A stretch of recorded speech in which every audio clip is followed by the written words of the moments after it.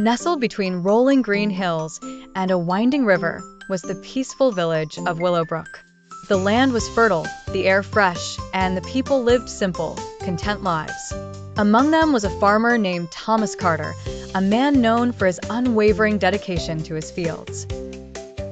Thomas was a tall, broad-shouldered man with calloused hands and a sun-weathered face.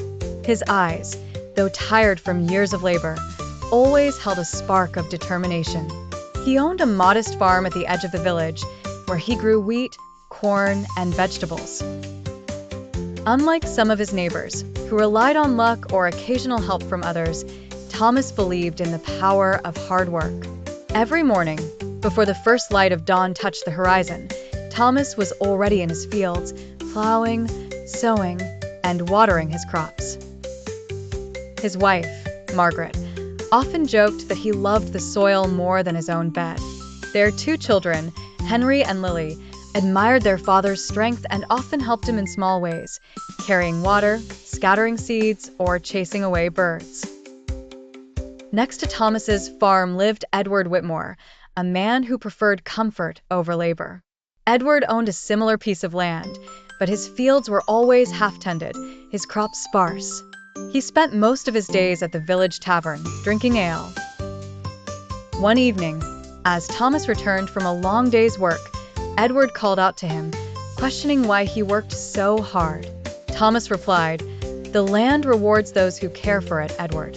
If I don't put in the effort, how can I expect it to feed my family?" That summer, disaster struck. The skies remained cloudless for weeks, and the earth grew dry and cracked. The river shrank to a shallow stream, and the villagers grew anxious. Without rain, the crops would wither, and famine loomed. Many farmers, including Edward, gave up. "It's hopeless," they said. "Why work when the crops will die anyway?" But Thomas refused to surrender. Every morning, he and his family carried buckets of water from the dwindling river to their fields. They dug small channels to direct every drop to the most important plants. Thomas worked until his hands blistered, his back ached, and his legs trembled with exhaustion. Margaret worried, but Thomas insisted, "We must try. If we do nothing, we will surely have nothing." One evening, as Thomas returned home after another grueling day, dark clouds gathered overhead. Thunder rumbled in the distance, and the wind picked up. The villagers looked up in hope. Then rain. Not just a drizzle, but a heavy, life-giving downpour. The dry earth drank deeply, and the crops that had clung to life now thrived. For days, the rain continued, replenishing the river and reviving the land. Thomas's fields, which had been carefully nurtured, now stood strong and green. Edward's neglected farm, however, was overrun with weeds, his crops too weak to recover. When harvest season arrived, Thomas's farm yielded more than ever before. His wheat was tall and golden, his vegetables plump and ripe.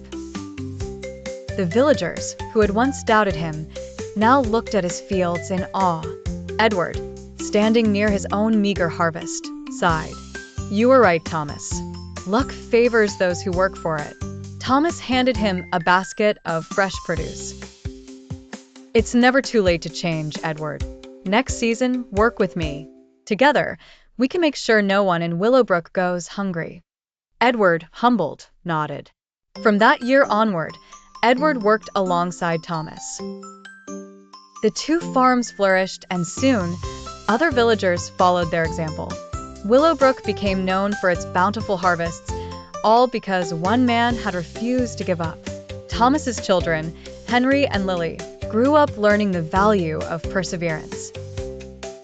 Years later, when Thomas grew old, they took over the farm, continuing his legacy of hard work and dedication.